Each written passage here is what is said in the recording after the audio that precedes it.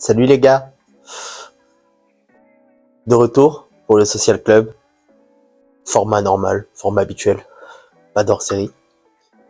Et cette semaine, on va enfin parler du cas Éric Zemmour pour le coup.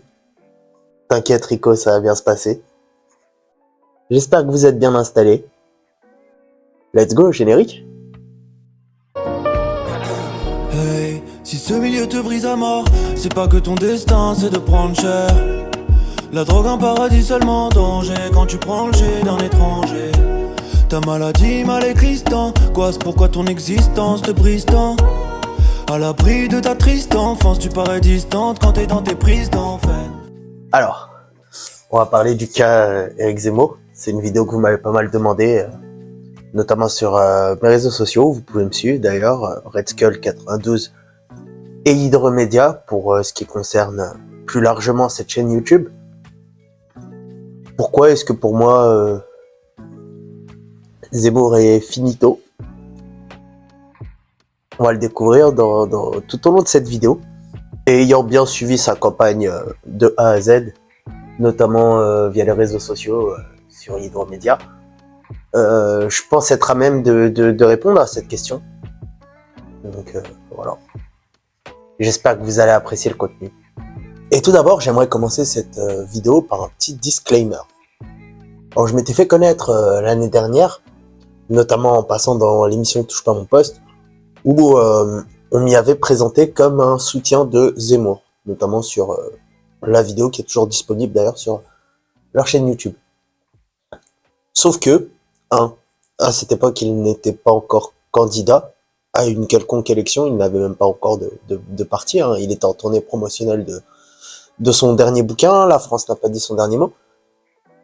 Mais encore plus, j'ai jamais explicitement dit soutenir Éric Zemmour, juste que je me reconnaissais, voilà, dans certaines des idées qu'il véhiculait.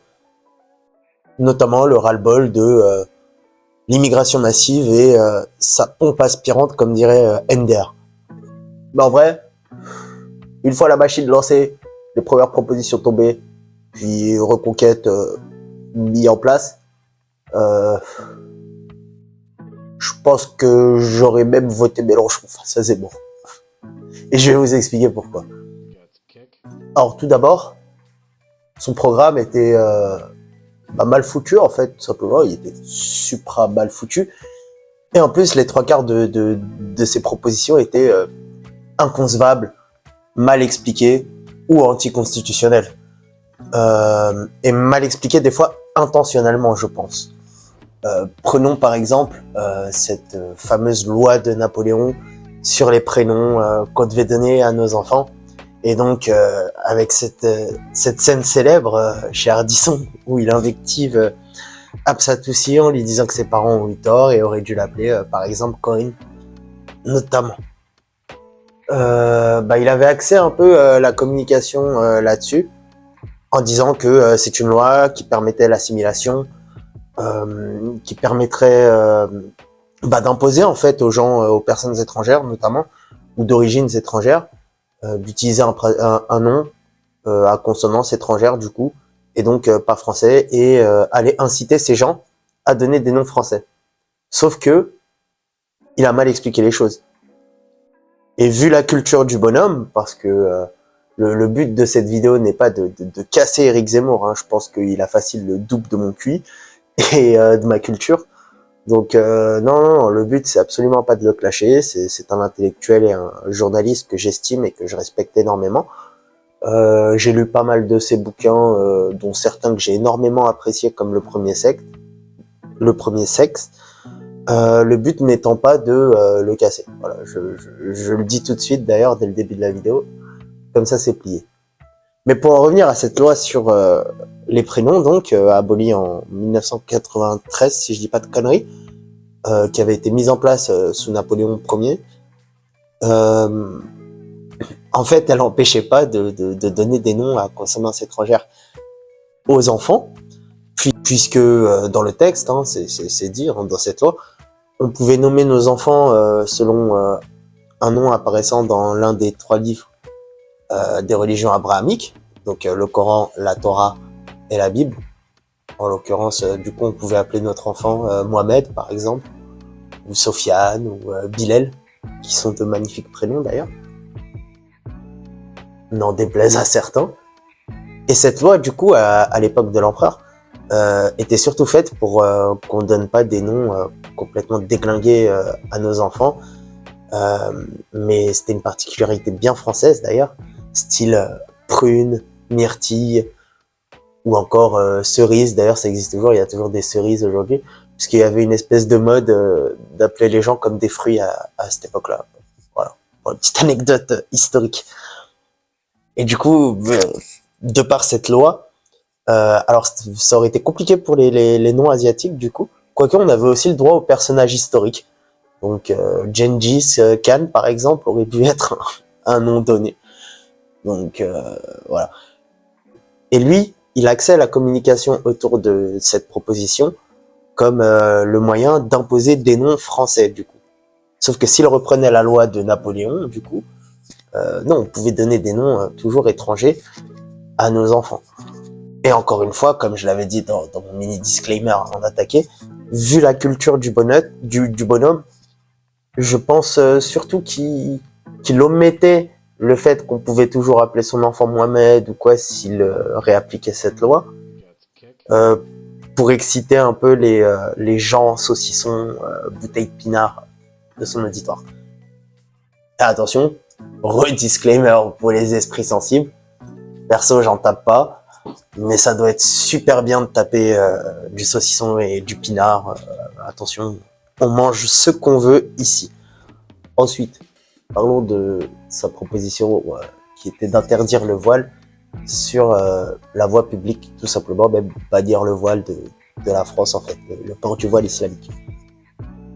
Et même d'ailleurs, Krari, hein, parce que vraiment, pour le coup, j'ai été présent à plusieurs de ces soirées de campagne, et ça le dérangeait pas tant que ça. Krari aussi, bannir les kippas, et donc les voiles chrétiens, les grosses croix, etc., etc., de la voie publique, histoire d'avoir, entre guillemets, une laïcité parfaite.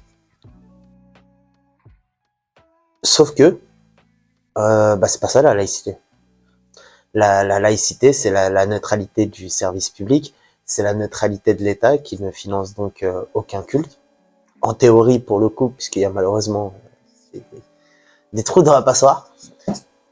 Puis derrière, renforcé, en 2004 ou 2005, je crois, avec l'interdiction des signes religieux ostentatoires là, carrément à l'école, ce qui est d'ailleurs une plutôt bonne décision, hein, ça sert à rien de revenir là-dessus. Et la laïcité qui est plutôt bien foutue pour ma part, je trouve, en France, même si j'en suis pas un grand fan, je dois l'avouer. Et d'ailleurs pas par rapport à ma pratique de l'islam, mais plus car elle contribue un peu au décès de l'Église française programmée. Et c'est triste, voilà. Je suis pas chrétien, mais forcément, ça m'attriste de voir que la religion chrétienne en France, car la France est aussi fondée sur le christianisme, bat de l'aile, clairement. Mais bref. Au nom de cette laïcité, Éric Zemmour souhaitait interdire tout simplement le port du voile islamique, car il considérait que c'était un signe d'invasion et une appropriation de l'espace public par ces pauvres femmes qui font que marcher, et un acte de prosélytisme. Le prosélytisme étant, pour définir ça vulgairement, faire la propagande de sa religion.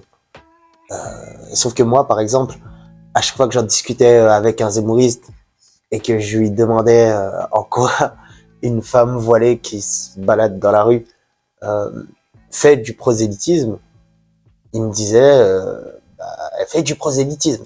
Il me répétait ça en boucle, mais jamais une réponse claire.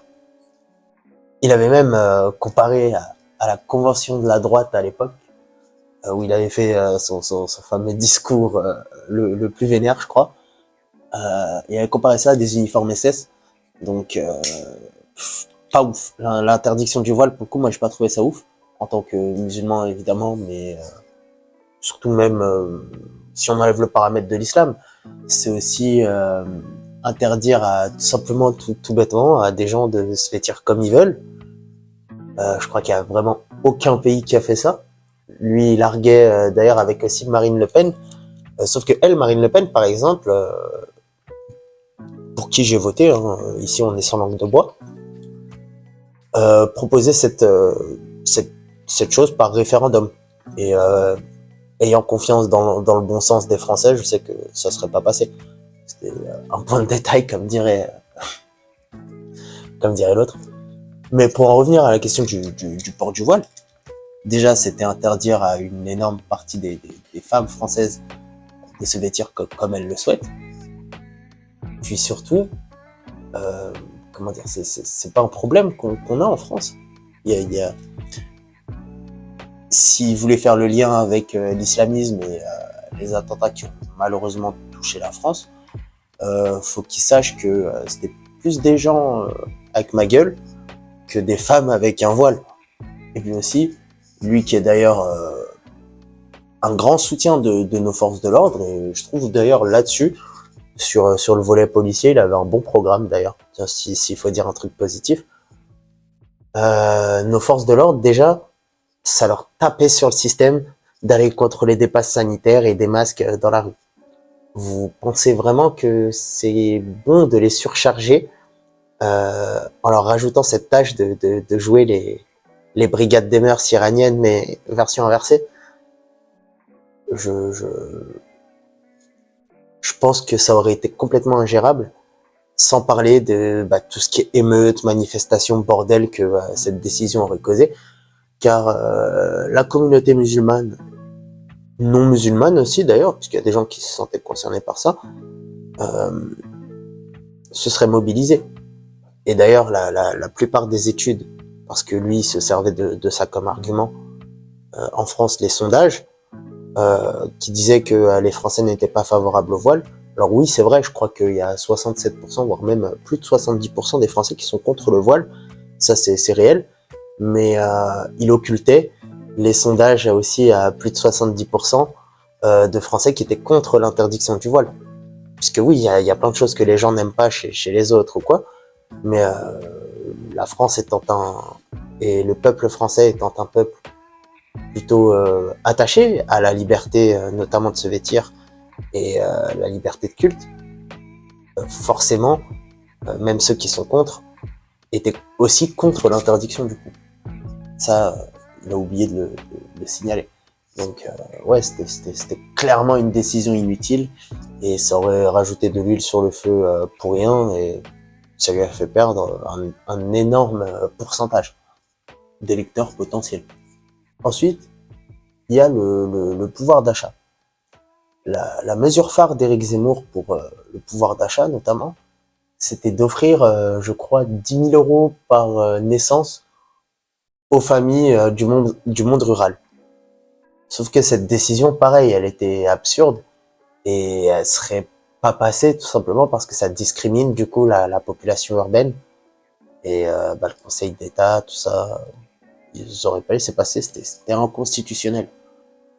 Je suis pas là pour vous faire un cours de droit, mais ça serait pas passé en tout cas. Ensuite, il y avait cette idée du fameux ministère de la rémigration. Ça, c'était vraiment l'apothéose. Et en vrai, il a sorti ça quand il était déjà touché coulé dans les sondages, histoire de faire un peu de buzz. Donc, c'est pas une proposition que je prends vraiment au sérieux dans son programme. Bon, pour vous la faire courte, la rémigration, c'est, si vous voulez, j'arrive pas à en parler sans rigoler en vrai. Je sais pas exactement ça a été théorisé par qui comme concept, mais c'est un concept qui voudrait que les extra-européens comme moi par exemple, enfin extra-européens ethniquement parlant du coup, puisque moi je me considère comme un Européen à part entière, devraient retourner chez eux, du coup dans leur pays d'origine. Alors c'est cool, bof, puisque que la plupart d'entre de nous, enfin des gens racisés, on connaît pas trop nos pays d'origine. Moi, il m'arrive de me rendre en Algérie, hein, de temps en temps, mais pour visiter la famille, quoi.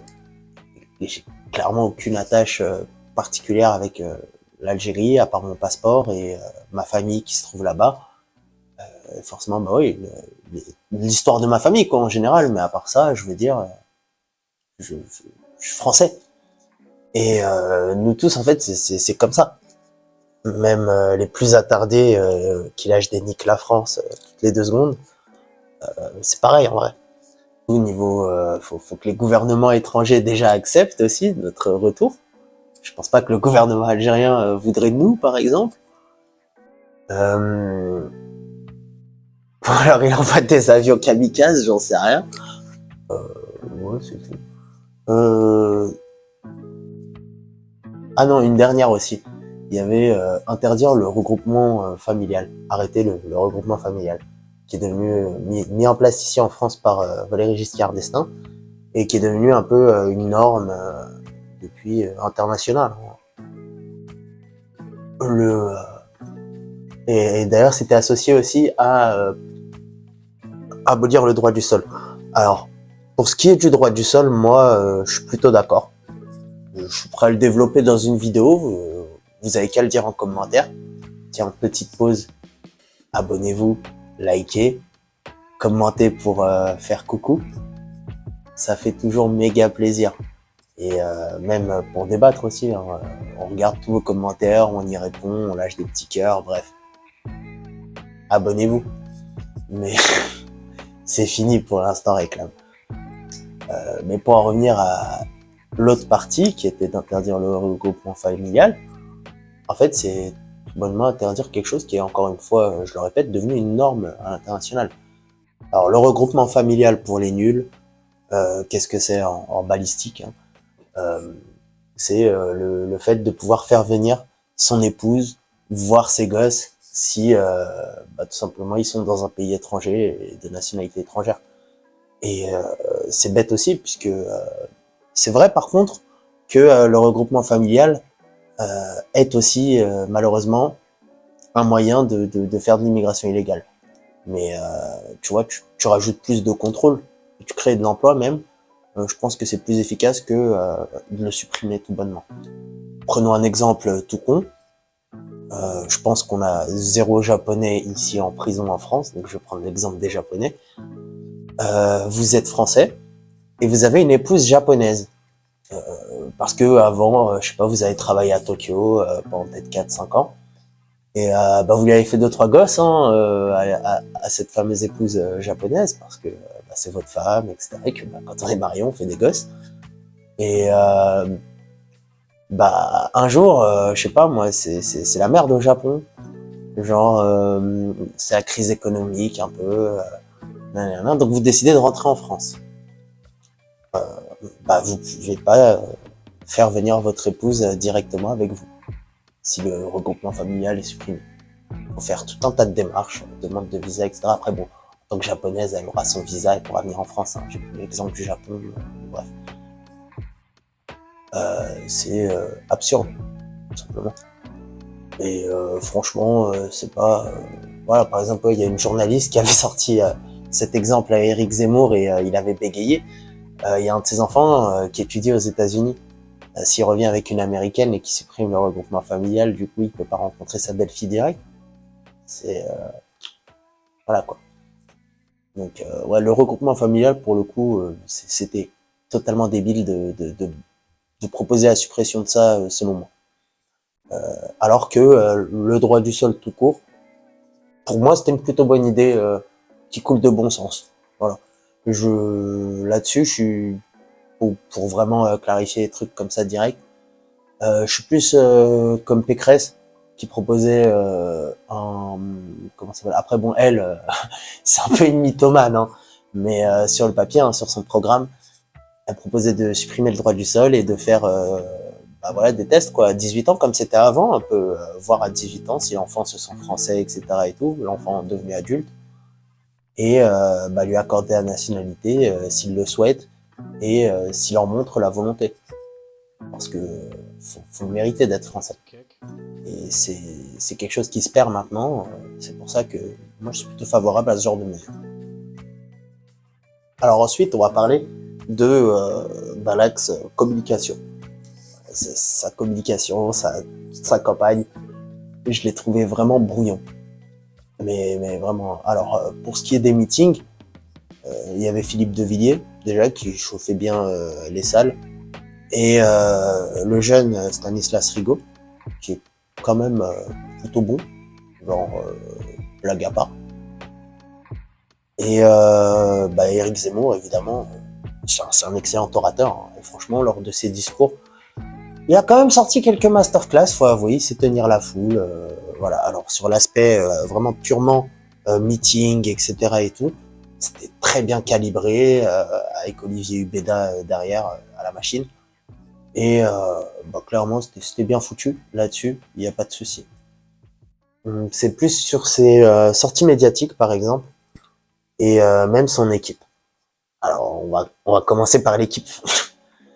Il y a certains boulets en fait dans son équipe qui font que malheureusement Reconquête ça va vite partir en cendres si ces éléments restent dedans. D'abord il y a Gilbert Collard. Alors lui on sait pas ce qu'il fout là, mais vraiment blague à part, parce que il vient de la gauche de base, Gilbert Collard. Il avait ardemment combattu Jean-Marie Le Pen d'ailleurs dans les années 80-90. Et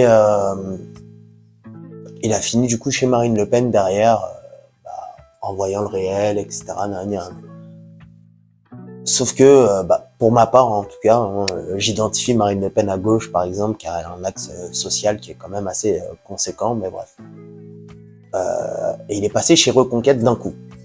Et il y a pas mal de gens qui disent, en fait, il est parti chez Plus Radical que le RN, mais Reconquête, c'est pas juste plus radical que le RN, c'est aussi vachement plus libéral économiquement. Et comme je l'ai dit avant, il y avait quasi zéro pouvoir d'achat dans la campagne d'Éric Zemmour. Donc c'était pas le move qu'il fallait faire. Donc on voit que clairement il est là pour de l'exposition, du buzz, ou je ne sais quoi.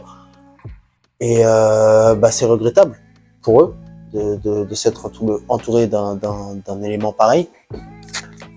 Par exemple, c'est toujours le premier boomer qui partage tous les trucs, même fake ou quoi, de Twitter, comme si c'était la science ultime. Hein.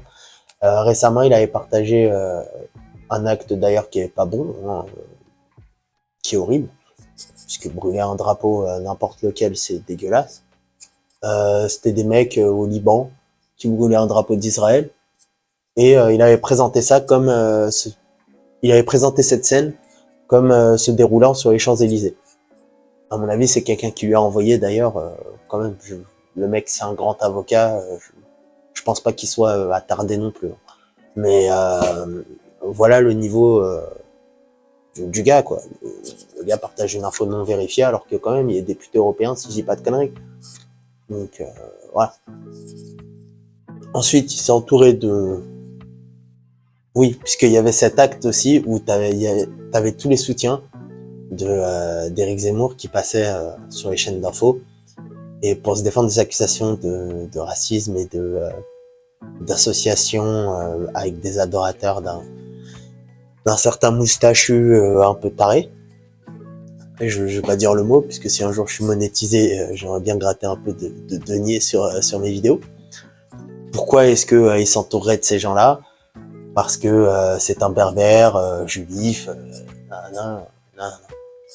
Sauf que il y avait en effet des éléments de négationnisme dans son équipe. On peut notamment citer Jean-Yves Le Gallou, qui est ancien de Rivarol et même du Rassemblement National, si je dis pas de bêtises, qui officie maintenant sur TV Liberté, et Luc Tacher, notamment, qui avait tenu des propos négationnistes, pareil, et qui fréquentait notamment Feu, Robert Faurisson, un scénariste de qualité. Faites vos recherches. Donc déjà d'avance, il partait avec un sacré handicap, avec ses gugus dans son équipe. Et puis, clou du spectacle, il y avait The King of the Attardé.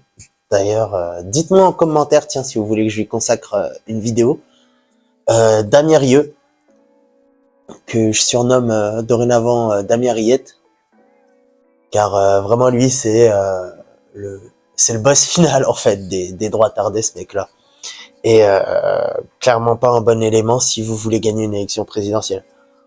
Alors comment dire, le fameux lanceur d'alerte qui a sorti des belles pépites cette année d'ailleurs. On peut notamment citer le fameux non-scandale sur le calendrier qui était proposé au commissaire des armées, où il se trouvait qu'il y avait une femme voilée. Ouh, ça fait peur. Et ben en fait, cette femme fait partie des forces spéciales kurdes qui ont aidé la France, notamment contre l'État islamique. Et en fait, les commissaires des armées, quand ils reçoivent leur calendrier tous les ans, il y a les soldats aussi qui les assistent à travers le monde entier, genre, et les populations qui les assistent. C'est pas un truc représentatif de l'armée française. Tout à fait normal qu'il y avait une femme voilée là-dedans si elle fait partie d'une force alliée française. Sauf que lui a présenté ça comme de l'islamisme au sein de notre armée. Mais bref, ouais, s'entourer de ce genre d'énergumènes, c'est pas un bon moyen de gagner, clairement. Et d'ailleurs, il s'était bien illustré dans la campagne en voulant dénoncer un concept qui a d'ailleurs été repris par Éric Zemmour, qui apparemment a décidé de foncer dans un ravin avec cette campagne présidentielle. Parce que vraiment, c'est un gâchis, ce mec-là. C'est un grand intellectuel quand même, Éric Zemmour. Faut pas déconner.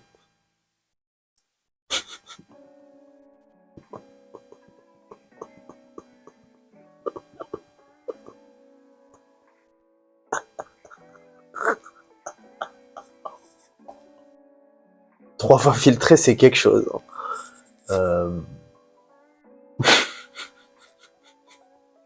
Enfin bref.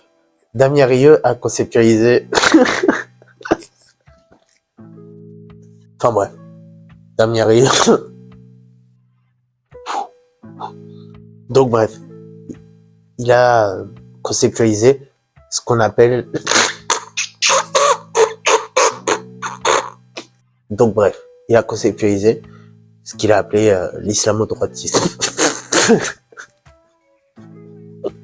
Donc bref, il a conceptualisé ce qu'il a appelé l'islamo-droitisme. Notamment en mettant quasi toutes les semaines des vidéos d'élus LR ou même RN d'ailleurs serrer la main à des musulmans.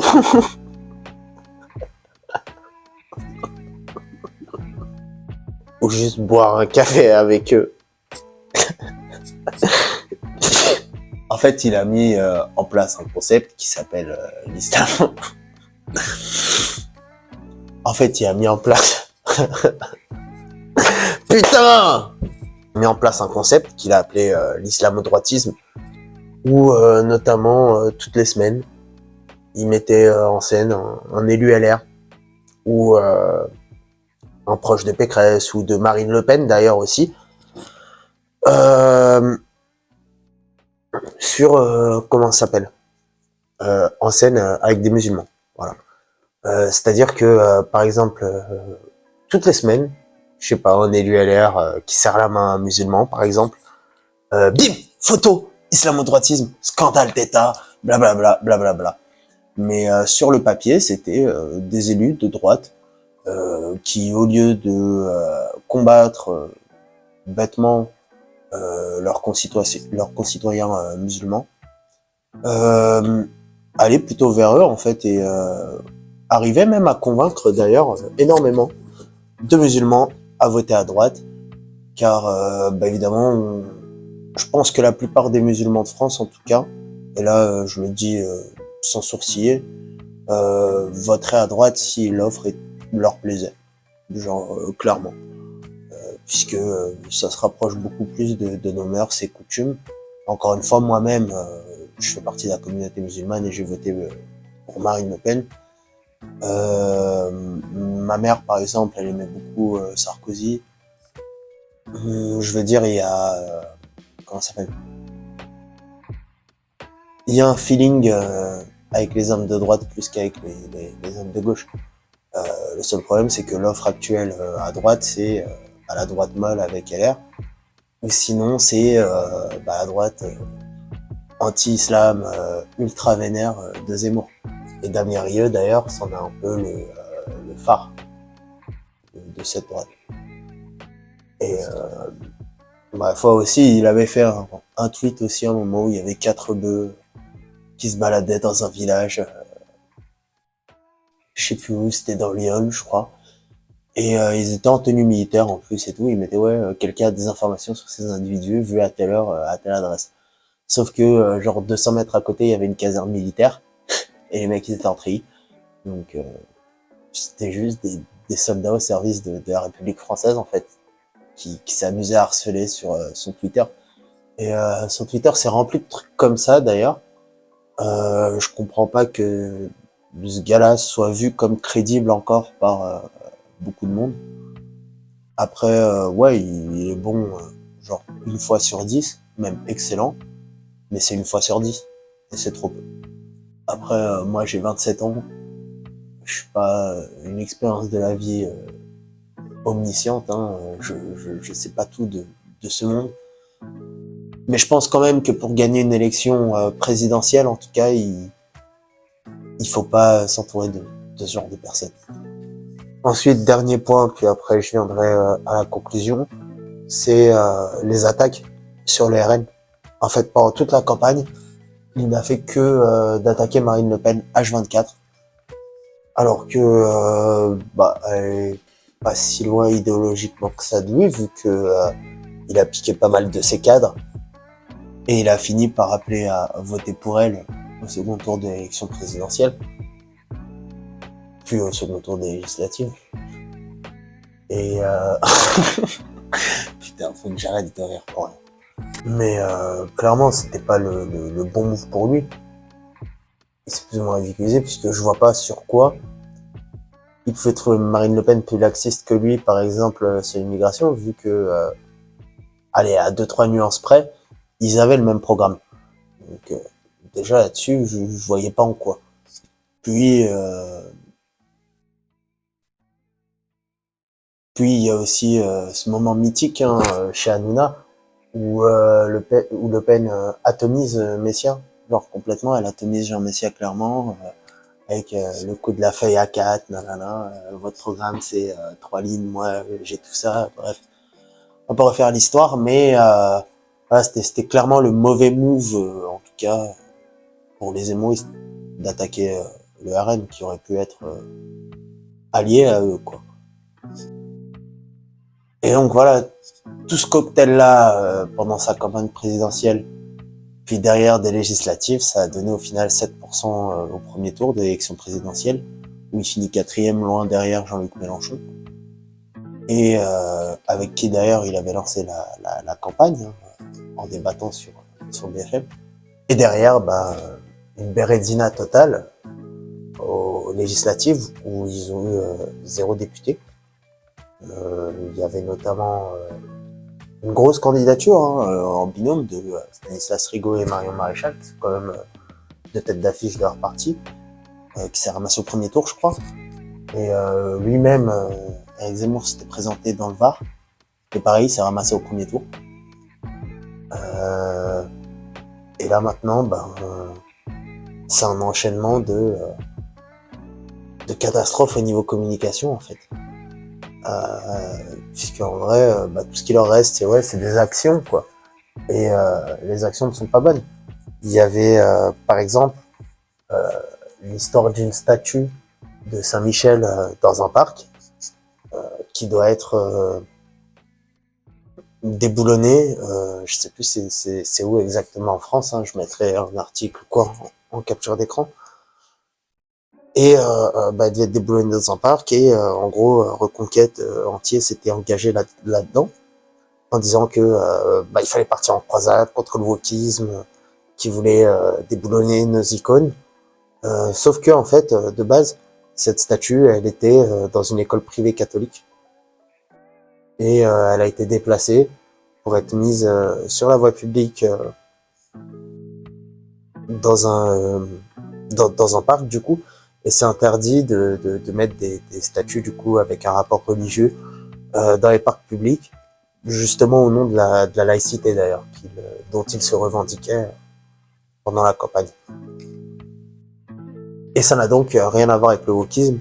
D'ailleurs, l'association qui a porté une réclamation contre cette statue est aussi ultra-islamophobe, en plus d'être christianophobe et judéophobe. C'est vraiment des ultra-laïcards. Voilà, ça a vraiment rien à voir avec le wokisme pour le coup. Et c'est une entorse à la loi, tout simplement. Et en aucun cas, il est question de démonter cette statue ou quoi, juste la remettre dans l'école privée catholique où elle était. Voilà. Et d'ailleurs, voilà pourquoi je suis pas très fan de la laïcité, parce que par exemple, moi en tant que musulman, voir une statue de Saint-Michel dans un parc public, je veux dire, ça me fait ni chaud ni froid, ça va pas me heurter. Et c'est même beau d'ailleurs, c'est une belle statue, hein, donc je trouve ça absurde d'interdire. Par contre, la décision est absurde hein, de déboulonner la statue pour la remettre où elle était, mais voilà, c'est pas du tout ce qu'il vend dans son combat en disant que c'est des woke qui veulent déboulonner cette statue, comme on a par exemple aux États-Unis, ce phénomène qui est réel par contre. Ensuite, il y a eu son rassemblement en hommage à Samuel Paty, mais là-bas il était question de tout sauf Samuel Paty en vrai, pour m'y être rendu et avoir écouté un peu les prises de parole, etc. Et organisé au Square Samuel Paty d'ailleurs à Paris dans le 5e.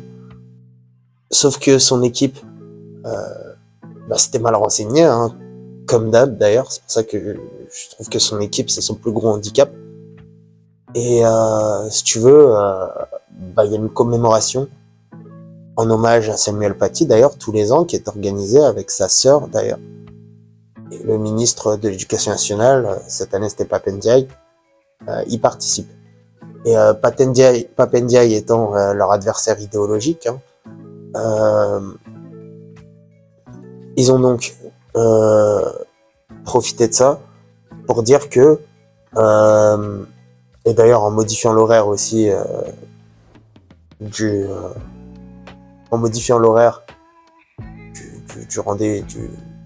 rendez-vous, du rassemblement, ils ont argué que Pape Ndiaye, pour les faire taire, organisait quelque chose au même moment, seulement maintenant, alors que cette commémoration a lieu tous les ans depuis le malheureux décès de Samuel Paty, et y a aucune concurrence souhaitée, en tout cas de Pape Ndiaye envers eux là-dessus, ou même du gouvernement en général. Juste un hommage à un homme qui a été mort, assassiné par la barbarie terroriste en fait. Voilà. Puis en dernier, il y a sa sortie sur BFM TV. C'était dans Dimanche politique, hein, où il parle du fait que il trouve ça anormal qu'il y ait autant de joueurs issus de la diversité en équipe de France. Et que si par exemple au Sénégal il y aurait 9 joueurs blancs dans l'équipe, le président sénégalais serait choqué. Absolument pas. Et surtout, en France il y a des noirs français de souche en fait, tout simplement. Aux Antilles. Les Antilles c'est quoi? C'est français. Même tous les dom-toms. Les dom-toms sont français, autant que l'Hexagone. Donc il y a des noirs français de souche déjà. Et ensuite il devrait jeter un coup d'œil à l'équipe de rugby d'Afrique du Sud, puisque les blancs ils représentent de 10 à 20% de la population là-bas, mais l'équipe a été blanche. À l'équipe de football de l'Angola, il y a 4-5 joueurs blancs faciles dans le 11, ou à même l'équipe d'Algérie, où le premier goal c'est Raïs Mboli qui est d'origine congolaise. Le second goal est Alexandre Kidja qui est chrétien et français, franco-algérien bien sûr, mais du coup il est français de base, né en France d'ailleurs, ou encore Andy Delors, pareil, même cas.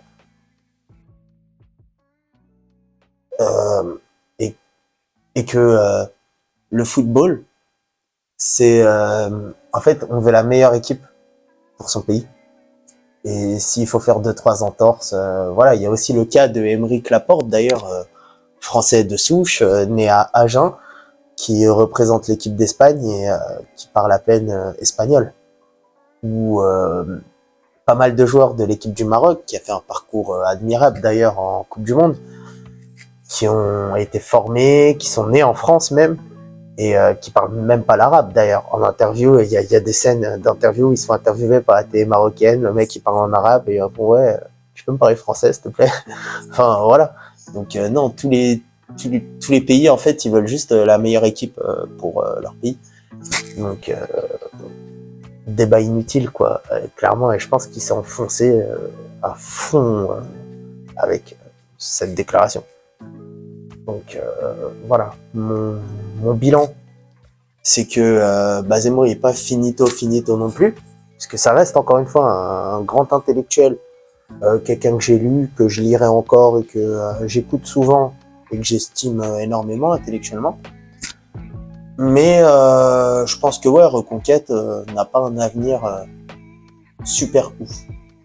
Après, c'est bien, puisque ça a servi au moins à faire émerger des gens comme, par exemple, Stanislas Rigaud. Stanislas Rigaud qui avait fondé l'Étudiant Libre, par exemple, qui est pas mal. Hein. Ils ont une page Instagram et une revue, notamment, c'est un média. Et un site internet aussi, d'ailleurs. Et derrière, il s'est lancé en politique comme ça, auprès d'Éric Zemmour, à fond la caisse, sans même finir ses études. Et franchement, ça lui réussit. Moi, je le trouve très bon dans ses prises de parole. Voilà, on se suit sur les réseaux sociaux, il partage des trucs pas mal des fois. Voilà, ça a servi à le faire émerger, par exemple. En vrai, c'est à peu près tout. Là, comme ça, à chaud, je vois l'émergence de Stanislas Rigaud et rien d'autre comme truc positif chez Reconquête. Si, en vrai si. Il y a Marion Maréchal aussi, Marion Maréchal Le Pen, qui a une ligne un peu plus rationnelle pour le coup. Et peut-être qu'elle arrivera, elle en tout cas, à faire changer les choses de l'intérieur au sein de ce parti qui est quand même tout jeune. Donc c'est logique aussi qu'il y ait quelques erreurs qui soient faites. Hein. Ils ont à peine 1 an d'existence. Donc voilà. On verra ce que l'avenir nous réserve. À Reconquête, aux membres de Reconquête et à leurs militants qui regarderont cette vidéo, je vous souhaite de me faire mentir et de réussir. Parce que quand même, comment ça s'appelle ? Il n'y a pas de parti de droite libérale pour le coup qui est une ligne comme la vôtre. Donc c'est important que vous la portiez. Et ils arrivent quand même à imposer des thèmes qu'on n'avait pas l'habitude d'avoir sur les élections. Je pense notamment au thème de l'immigration, qui a été quand même assez présent pendant cette élection, alors que en 2017 c'était pas si présent que ça. Ils ont réussi à mettre ça sur la table au moins. Donc et même à normaliser ce genre de débat. Donc voilà, c'est pour moi